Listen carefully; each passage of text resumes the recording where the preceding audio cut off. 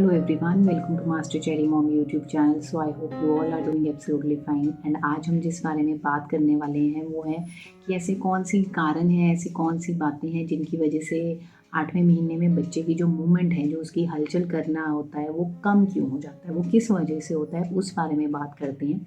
तो वीडियो को स्टार्ट करने से पहले चैनल को सब्सक्राइब कीजिए, वीडियोस को लाइक करिए एंड शेयर करिए। कोई भी आपका डाउट है तो आप मुझे कमेंट सेक्शन में पूछ सकते हैं। तो चलिए स्टार्ट करते हैं आज की वीडियो की। प्रेगनेंसी के 8वें महीने में बच्चे की मूवमेंट जो है, हलचल जो है वो कम हो जाए तो वो क्यों हो जाती है, क्या ऐसे कारण रहते हैं। तो देखिए, जब हमारा 8 मंथ लास्ट ट्राइमेस्टर जो स्टार्ट होता है, 7th 8th और 9th मंथ जिसको हम तीसरी तिमाही भी कहते हैं, उसमें क्या होता है कि 7th मंथ तक बच्चे के जैसे लंग्स वगैरह ये डेवलप हो रहे होते हैं। 8th मंथ जब आता है तो एकदम से एक फीमेल जो होती है, औरत जो होती है, उसकी बॉडी एकदम से पुट ऑन कर जाती है, वेट बढ़ जाता है, क्योंकि बच्चा जो है उसका भी वेट बढ़ जाता है, उसकी ग्रोथ हो जाती है, अच्छे से हो जाती है ना, एंड पेट भी बाहर की तरफ आ जाता है। तो उस टाइम पे क्या होता है समटाइम्स कि 8वें और 9वें महीने में हमें बच्चे की जो मूवमेंट होती है, हलचल जो होती है, वो कम फील होना शुरू हो जाती है, जैसे हमें हो रही होती है, लेकिन वैसी नहीं हो रही होती, कम हो जाती है। क्योंकि हर 2 घंटे में बच्चे को मूवमेंट करनी चाहिए और वो ज़रूरी भी होता है। तो क्या होता है समटाइम्स कि 8वें और 9वें महीने में हमें मूवमेंट्स कम होनी फील शुरू हो जाती हैं। तो हम सोचते हैं कि ये क्यों हो रहा है, किन रीज़न से हो रहा है। पहले तो मैं आपको ये बताना चाहती हूँ कि कई बारी क्या होता है कि जैसे किसी को प्रेगनेंसी है, वो काम कर रहे हैं, हम काम करने में इतना बिजी है कि हमें पता ही नहीं चल रहा है कि बच्चा किक कर रहा है, कोई मूवमेंट कर रहा है कि नहीं कर रहा है, मतलब हमने ध्यान ही नहीं दिया। एक तो वो चीज़ होती है। दूसरी चीज़ ये होती है कि समटाइम्स बच्चा सोया भी होता है, जैसे हमारा सोने का है वैसे ही बच्चे का भी सोने का होता है, वो अंदर सो भी जाता है, तब भी बच्चा मूवमेंट्स नहीं करता है। कई बार बच्चा गहरी नींद भी ले सकता है ना। तो उस टाइम पे हम क्या करते हैं, हमें कुछ खा के देखना चाहिए। अगर हमें पता चल रहा है कि 2 घंटे हो गए हैं, 4 घंटे हो गए, बच्चे ने मूवमेंट नहीं की, तो आप कुछ खा के देखिए। अगर मैं अपना एक्सपीरियंस शेयर करूँ तो मुझे मूवमेंट फ़ील नहीं होती थी जब मेरा 8th मंथ का लास्ट आया था। तो उस टाइम पे मैंने फिर क्या किया, मैंने खा के देखा लेकिन मूवमेंट फिर भी नहीं आई। एंड उसके बाद फिर मैंने वेट किया, फिर मैंने कुछ और खा के देखा मीठा, लेकिन मूवमेंट फिर भी नहीं आई। एंड उसकी वजह से मेरे को टेंशन हुआ, क्योंकि बट ऑब्वियस है हमें टेंशन हो ही जाता है। एंड फिर मैं डॉक्टर के पास गई एंड मैंने अपने डॉक्टर को चेक करवाया वहाँ जाके। एंड मैं वो भी बताऊँगी कि किस रीज़न से मूवमेंट नहीं फ़ील हो रही थी मुझे, मैं वो भी आपको बताती हूँ अभी। लेकिन उससे पहले एक और चीज़ भी होती है कि एंड समटाइम ये होता है कि अंदर इतनी स्पेस बच्चे को नहीं मिल पा रही होती है कि बच्चा जो है वो अंदर मूवमेंट कर सके, है ना? क्योंकि बच्चा जब वेट पुट ऑन कर जाता है, उसकी मूवमेंट्स उतनी स्ट्रॉन्ग हो जाती हैं, लेकिन बच्चे को अगर स्पेस नहीं मिल रही है घूमने की, तो वो मूवमेंट नहीं कर पाएगा। एंड इन चीज़ों का हमें तभी पता चलता है जब हम अपने डॉक्टर को दिखाते हैं, उनको कंसल्ट करते हैं, हमारा अल्ट्रासाउंड लिया जाता है।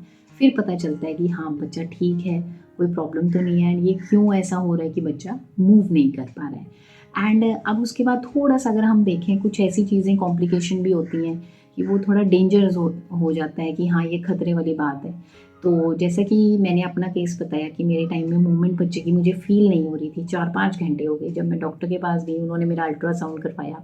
जब अल्ट्रासाउंड करवाया तो उसमें ये देखा गया कि मेरा जो एमनियोटिक फ्लूइड है, जो तरल पदार्थ पानी के अंदर जो बच्चा होता है, वो पानी का कम हो गया, लेवल बहुत कम हो गया, जिसकी वजह से बच्चा घूम ही नहीं पा रहा था अंदर।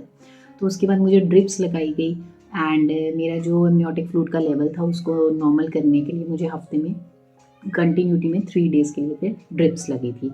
तो एक तो ये रीज़न हो जाता है।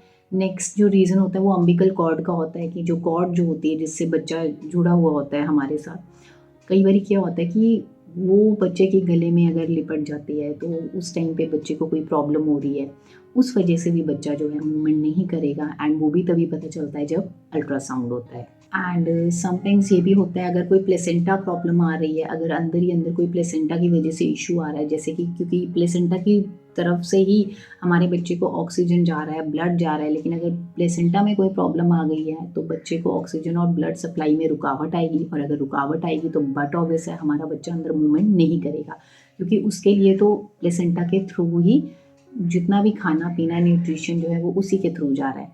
तो अगर प्लेसेंटा में भी प्रॉब्लम होती है तो उस वजह से भी बच्चा मूवमेंट नहीं कर पाता है।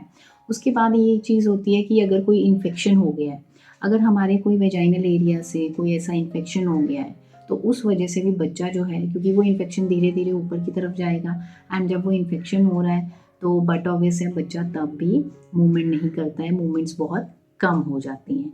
तो ये जो मैंने आपको चीज़ें बताई हैं ये वो होती हैं जब हमें थोड़ा ध्यान देना चाहिए। अगर हमारे बच्चे की मूवमेंट जो है हर 2 घंटे में नहीं हो रही है तो हमें देखना चाहिए, ध्यान रखना चाहिए एंड डॉक्टर को ज़रूर कंसल्ट करना चाहिए, इग्नोर नहीं बिल्कुल भी करना है इस चीज़ को। एंड एक और चीज़ होती है वो भी बहुत इंपॉर्टेंट मेन चीज़ होती है 8th मंथ में, वो होता है कि बच्चे की पोजीशन जो है ना, आप कह लीजिए 8th मंथ के एंड में या फिर कईयों को 8th मंथ के एंड में नहीं होता, बच्चे का पोजीशन चेंज नहीं होता, मतलब वो हेड डाउन पोजीशन में आता है ना, नीचे की तरफ आके उसका सर जो है वो सेट हो जाता है, अटक जाता है। लेकिन कईयों को 8th मंथ में ना होके 9th मंथ में होता है। तो ये जो चीज़ होती है हेड डाउन पोजीशन की बच्चे की, तो ये इसलिए होती है कि डिलीवरी का टाइम पास आ रहा होता है, बॉडी अपने आप को तैयार कर रही होती है डिलीवरी के लिए। तो उस टाइम पे भी जब बच्चा नीचे की तरफ आ चुका है उसका सर, तो उस टाइम पे भी हमें मूवमेंट्स जो हैं वो कम फील होती हैं। तो ये जो मैंने आपको रीजंस बताए हैं, इन वजह से हमारे बच्चे की मूवमेंट हमें कम फील होती है। तो हमें यही करना चाहिए, पहले हमें कुछ खा पी के देखना चाहिए। अगर मूवमेंट हो जाती है 1-2 घंटों के अंदर तो ठीक है, वेल एंड गुड। अगर नहीं होती है तो this is the time to consult the doctor. अपने डॉक्टर के पास जाइए, उनको कंसल्ट करिए, उनको बताइए सो दैट कि आपका अल्ट्रासाउंड हो और पता चल सके कि बच्चा हमारा एकदम अंदर ठीक है। ठीक है, तो ये जो मैंने चीज़ें बताई यही रीजंस है कम ज़्यादा मूवमेंट के, एंड हमें इन्हीं चीज़ों का ध्यान रखना है। एंड आई होप आपको इस वीडियो से हेल्प मिली होगी। जाने से पहले चैनल को सब्सक्राइब कीजिए, वीडियोस को लाइक करिए एंड शेयर करिए। कोई भी आपका डाउट है तो आप मुझे कमेंट सेक्शन में पूछ सकते हैं। मिलते हैं नेक्स्ट वीडियो में। Till then take care, thank you and bye bye.